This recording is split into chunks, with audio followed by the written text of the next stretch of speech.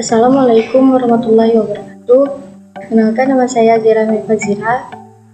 Baiklah, di video kali ini saya akan menjelaskan tentang spasial mitigasi bencana kekeringan di Kabupaten Pelalawan Riau. Di sini, ini adalah peta indeks risiko bencana kekeringan yang diupdate pada tahun 2013 di Indonesia. Pada peta ini dapat kita lihat bahwa seluruh wilayah yang ada di Indonesia merupakan daerah yang rawan akan risiko bencana kekeringan. Termasuk di sini wilayah yang ada di Provinsi Riau, tepatnya di Kabupaten Pelalawan. Ini adalah peta ketinggian daerah Kabupaten Pelalawan. Dari peta ini dapat kita lihat bahwa secara fisik wilayah sebagian merupakan daerah konservasi dengan karakteristik tanah pada bagian tertentu bersifat asam dan merupakan tanah organik, udara tanahnya payau, kelembapan dan suhu udara agak tinggi. Secara umum, ketinggian beberapa daerah atau kota berkisar antara 3-6 meter dengan kemiringan lahan rata-rata 0-15% dan 15-40%. Daerah atau kota yang tinggi adalah Sorek 1, Kecamatan Pangkalan Kuras dengan ketinggian lebih kurang 6 meter, dan yang terendah adalah Teluk Dalam, Kecamatan Kuala Kampar dengan ketinggian 3,5 meter. Di wilayah Kabupaten Pelalawan dialiri sebuah sungai Kampar dengan ratusan anak sungai. Panjang sungai Kampar itu lebih kurang 413,5 km dengan kedalaman rata-rata 7,7 meter dan lebar 143 meter. Sungai ini dan anak-anak sungainya berfungsi sebagai prasarana perhubungan, sumber air bersih, budidaya perikanan, dan irigasi. Wilayah dataran rendah Kabupaten Pelalawan pada umumnya merupakan dataran rawa gambut, dataran aluvium sungai dengan daerah dataran banjirnya. Dataran ini dibentuk oleh endapan aluvium muda dan aluvium tua terdiri dari endapan pasir, danau, lempung, sisa tumbuhan dan gambut. Selanjutnya kita bahas apa itu kekeringan. Kekeringan merupakan salah satu fenomena yang terjadi sebagai dampak penyimpangan iklim global seperti El Nino dan osilasi selatan. Bencana kekeringan panjang ini umumnya akan berlangsung hingga akhir November.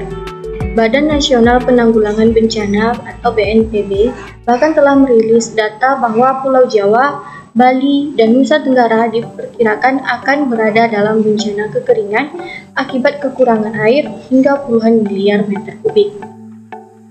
Wilayah di Kecamatan di Riau yang mengalami kekeringan parah itu berada di Kabupaten Rokan Hilir, yaitu Kecamatan Rimbang Lintang, Sedinginan, Bangkok Sako, Rantau Kopar, Wujud, dan Ujung Tanjung. Disusul Kecamatan Minas, Tualang, Kerinci Kanan, Sabaau, dan Daun di Kabupaten Siak. Sisanya berada di Kecamatan Kuantan Tengah, Logas Tanah Darat, dan Inuman di Kabupaten Kuantan Sengingi, serta Kecamatan Kupat di Bengkalis, Kampar Kiri di Kabupaten Kampar, dan Sungai Sembilan di Kota Dumai. Selanjutnya, kita bahas apa itu bencana kekeringan air yang terjadi di Kabupaten Pelalawan. Kekeringan dapat diklasifikasikan lebih spesifik, yaitu kekeringan meteorologis, kekeringan hidrologis, kekeringan pertanian, kekeringan sosial ekonomi, dan kekeringan ekologi. Seperti diketahui, kekeringan ini terjadi berhubungan dengan berkurangnya pasokan komoditi yang bernilai ekonomi dari kebutuhan normal sebagai akibat dari terjadinya kekeringan meteorologis, pertanian, dan hidrologis.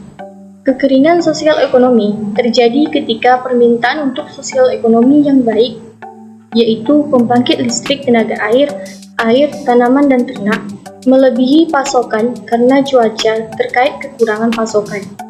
Bencana kekeringan yang terjadi di Kabupaten Pelalawan adalah kekurangan sumber air, kekeringan sumber air sungai, dan kekeringan di lahan gambut. Berikut ini adalah beberapa bencana kekeringan air di Kabupaten Pelalawan. Yang pertama itu kekurangan sumber air bersih. Masyarakat keseluruhan Sorek 1, Kecamatan Pangkalan Kuras, Kabupaten Pelalawan, biasanya menggunakan sumber air bersih dari sumur gali. Pada musim kemarau, kondisi sumber air ini akan mengalami kekeringan. Selanjutnya, kekeringan air sungai. Kekeringan yang menyebabkan berkurangnya sumber air sungai untuk keperluan air bersih juga mengakibatkan bencana karena tidak adanya sumber tenaga listrik. Yang ketiga, kekeringan di lahan gambut. Luas lahan gambut di Riau mencapai 4,4 atau 56 juta hektar adalah lahan gambut terluas di Sumatera. Namun, akibat kekeringan, lebih dari 50% lahan gambut di Riau rusak. Rehabilitasi lahan gambut lebih sulit dibandingkan lahan lainnya. Berikut ini adalah contoh gambar. Pada gambar satu ini terlihat bahwa penduduk terpaksa mengambil air seadanya untuk memenuhi kebutuhan sehari-hari seperti yang dapat dilihat. Selain itu, sumber air di sungai ini juga berkurang dan air yang disediakan dari PAM juga tidak mengalir. Selanjutnya, pada gambar 2 ini merupakan contoh gambar pembangkit listrik tenaga air atau PLTA di Kota Panjang yang mengalami kerusakan akibat terjadinya kekeringan. Selanjutnya, mitigasi bencana kekeringan air di Kabupaten Pelalawan Riau. Ada dua mitigasi yang dapat dilakukan. Yang pertama yaitu mitigasi jangka pendek, yang kedua mitigasi jangka panjang. Adapun beberapa contoh mitigasi yang dapat dilakukan pada jangka pendek yaitu membuat sumur air tanah dalam. Yang kedua, pembuatan sumur air tanah dalam yang telah dilakukan di kawasan Teknopolitan untuk memenuhi kebutuhan Sekolah Tinggi Teknologi Pelalawan STTP, yang diharapkan didapat hasil air bersih dengan kualitas baik dengan kapasitas yang mencukupi kebutuhan STTP. Selanjutnya, mitigasi jangka panjang. Adapun langkah yang dapat dilakukan yaitu melakukan rehabilitasi kawasan gambut dengan melakukan penanaman pohon di kawasan gambut yang dilakukan bersama dinas terkait dan program dari Kementerian Lingkungan Hidup Republik Indonesia. Yang kedua, membuat proyek yang bernama Integrated Swamp Development Project atau ISDP atau pembangunan daerah rawa secara menyeluruh yang dibiayai oleh Bank Dunia. Yang ketiga, pembangunan waduk, pengelolaan daerah aliran sungai, hingga mencakup konservasi tanah dan air. Berikut ini adalah mitigasi jangka pendek. Tabel satu ini merupakan tabel resistivity, potensial diri, dan litologi di STTP Pelalawan. Dan pada gambar 3 ini merupakan hasil interpretasi kondisi bawah permukaan STTP Pelalawan. Berdasarkan tabel dan gambar di atas, maka dapat ditarik kesimpulan bahwa pengukuran well logging telah memberikan gambaran tentang kedudukan lapisan batuan, terutama lapisan akuifer, sehingga di dalam pemasangan saringan dapat dilakukan dengan lebih tepat dan teliti.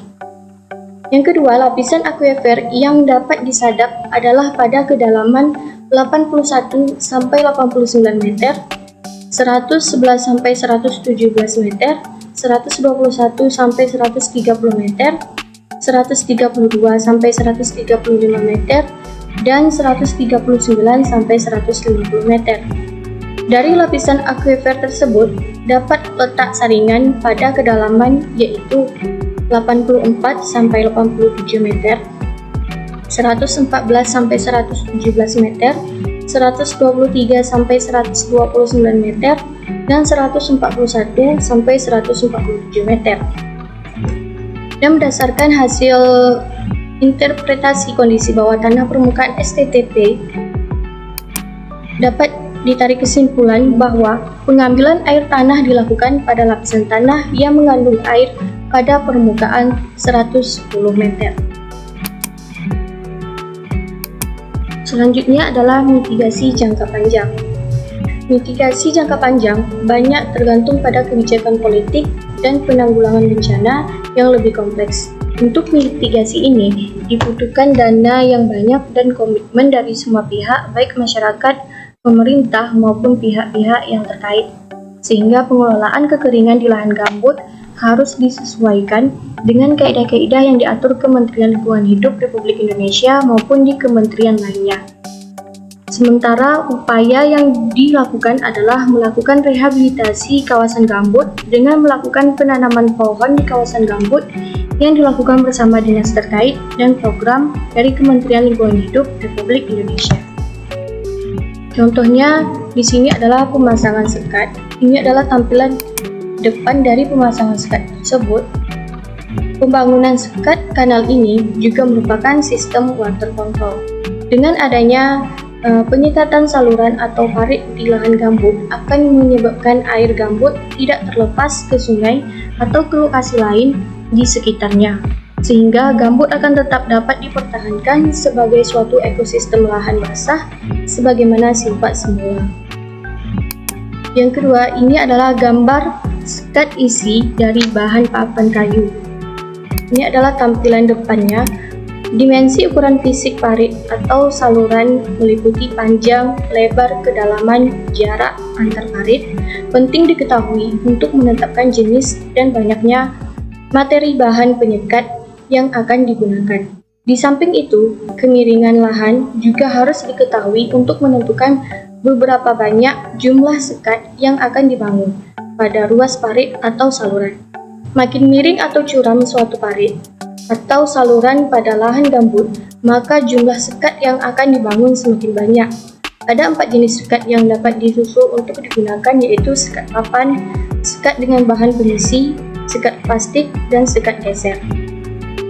Yang ketiga ini adalah gambar pengaturan air pada lahan gambut melalui pemompaan.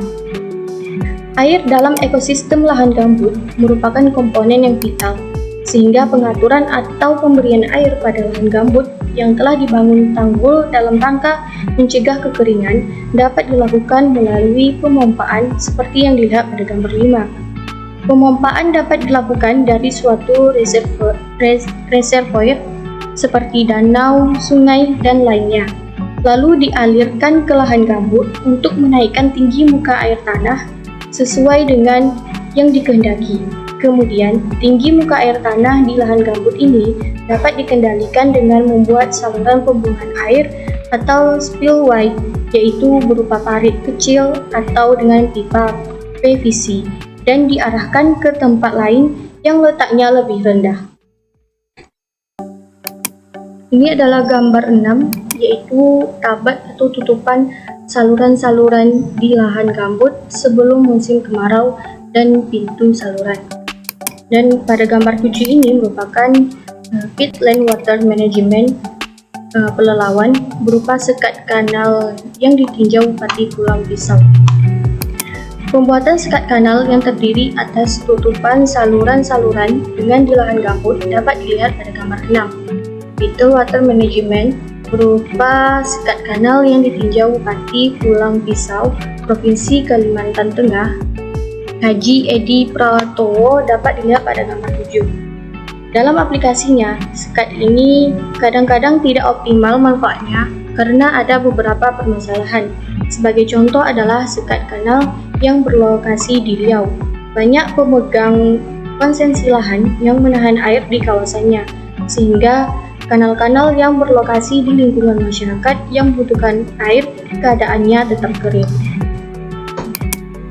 Kesimpulannya adalah, dari dua bentuk mitigasi jangka pendek dan jangka panjang yang dipaparkan di atas, setidaknya mitigasi yang saat ini sudah ada cara dan desain teknisnya.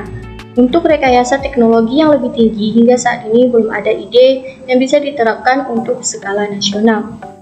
Teknopolitan Pelalawan telah dilakukan pembuatan sumur air tanah